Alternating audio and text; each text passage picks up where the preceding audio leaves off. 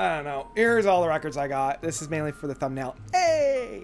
So, I like talking to you guys about the vinyls that I have picked up, and I've accumulated enough to make a pretty good video about it. I was going to wait until I got Devin Townsend's Empath on vinyl, but that's not going to be for a little bit, and I was itching to actually put some of these into the place behind me because I usually keep them off to the side until I do one of these videos. So the first couple are used, then we've got new releases, and some are new released and some are re-released. So let's talk about some of the older ones. So first up, after I did the worst to best of ELO, I decided to pick up as many of their albums as I could. So I got Electric Light Orchestra 2.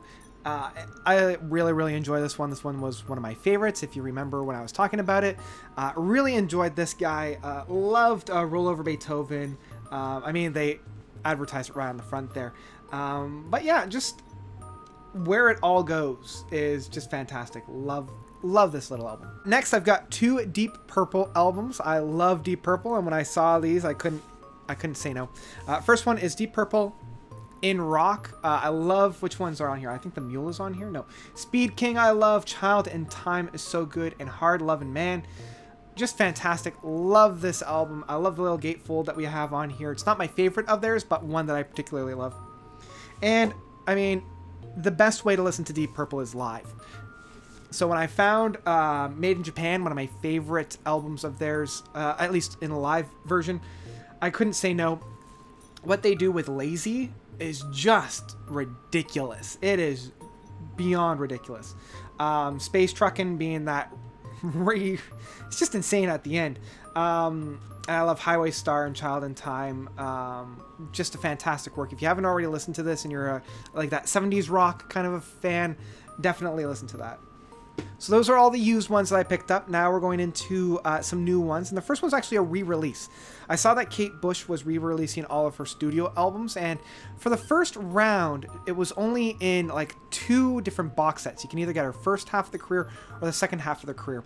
But I didn't want to like invest in a full box set. I picked up one of my favorite albums from her, Ariel. This was the album that came out when I was in high school. I'm going to try to get it so that none of the lights, you can see how many lights I've got in the background to illuminate my, right? This was one of the albums, this was the album that I fell in love with when I was in high school. This was the one that really made me fall in love with Kate Bush, Ariel. I love how the second side or the second disc is mainly just one track. And yeah, I just love the artwork.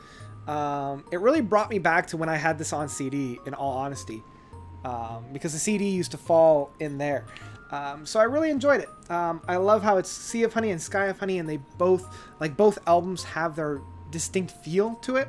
And yeah, I really enjoyed this piece. Next up, we have a soundtrack. This was one of my favorite soundtracks for a movie last year. It's the soundtrack to Shape of Water. I love the glossy book that comes with this. It gives you a lot of art from the album, as well as the movie. I love the actual music. It's one part Amelie, like the soundtrack to Amelie, one part all the other albums that had been featured in any of Del Toro's his scores before. Very dark, very somber, but there's also a whimsical atmosphere to it as well. There's like a whimsical innocence about it. So the two blended together. Very well done. Really like this one. Next up, I picked up The Great Adventure from the Neil Morris Band. I mean, I'm still kind of digesting it, in all honesty. Not my favorite work from the band. I really like Similitude of a Dream a little bit more. This one just feels kind of rushed, if I'm being perfectly honest, now that I've had a chance to digest it.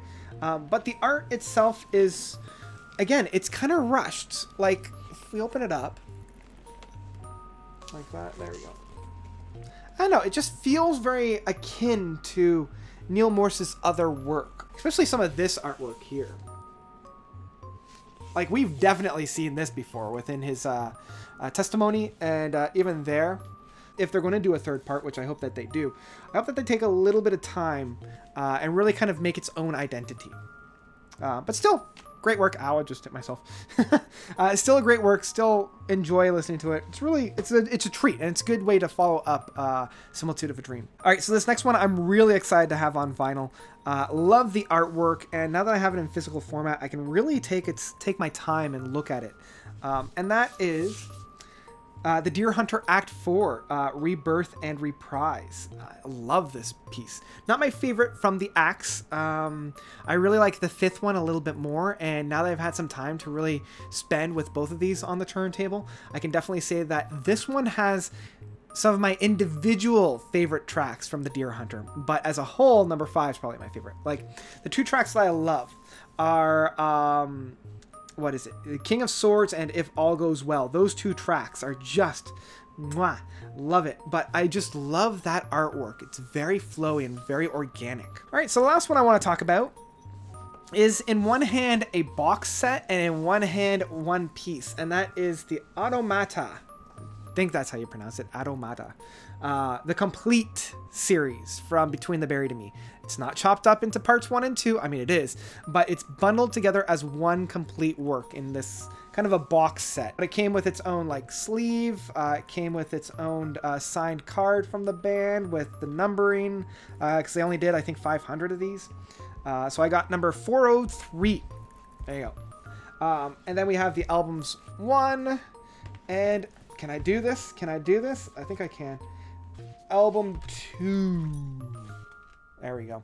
And I actually enjoy listening to it in this format. Like, if I had to listen, I don't know. It's a complete mental thing, right? But the fact that it's packaged together as one complete whole, I enjoy listening to it that way.